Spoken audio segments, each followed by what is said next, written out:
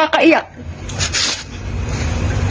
Hindi ko makontrol ang aking emosyon sa nangyayaring korupsyon sa Pilipinas. Dahil sa talamak na korupsyon sa ilalim ng administrasyon ni Pangulong Ferdinand Marcos Jr., naging emosyonal ang isang overseas Filipino worker na senior citizen na edad 65 years old habang naglabas ng saloobin sa social media hinggil sa malawakang korupsyon na nangyayari ngayon sa ating bansa. Naanya sa kanya, nakakaiyak umanong isipin na ang mga OFWs ang mas may malaking ambag sa Pilipinas, pero ninakaw lang daw ng mga nanunungkulan sa gobyerno.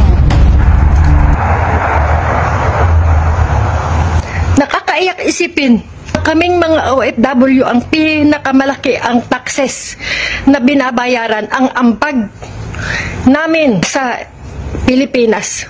Subalit anong ginagawa ng mga nanunungkulan sa gobyerno? Ninanakaw lang nila. Nakakaiyak.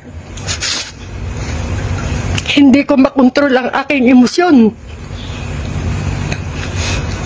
sa nararamdaman ko sa nangyayaring korupsyon sa Pilipinas.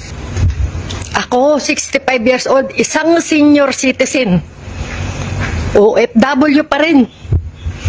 26 years ng OFW. Malaki-laki na rin ang naiambag ko sa taxes sa Pilipinas. Ano magiging kinabukasan namin, mga OFW? Kaya tayong mga OFW, sumigaw, itigil ang korupsyon. Ang mga nagnakaw, dapat ay makulong at managot.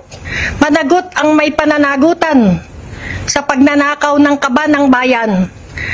Kaming mga OFW, kami lumalaban ng patas. Nagpapakahirap kami sa pagtatrabaho para sa aming pamilya.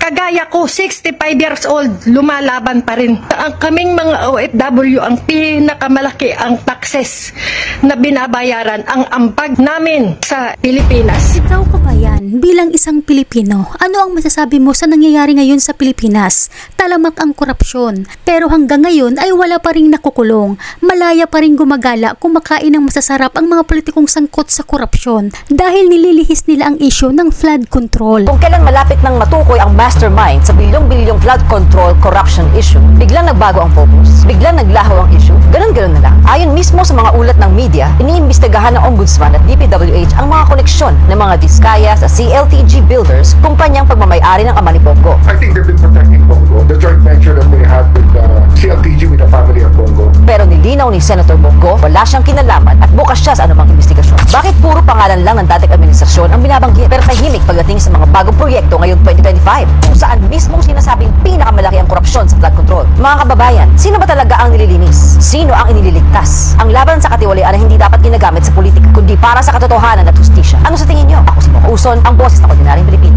Sa DPWH, sa Ombudsman, tumbukin niyo yung mastermind. Sino po yung mga nasa likod nito? Nag-aantay po kami. Nag-aantay ang Pilipino na meron pong mapanagot. Natin ilihis ang katotohanan. Huwag niyo po lokohin ng Pilipino. Tumbukin po natin ang dapat tumbukin.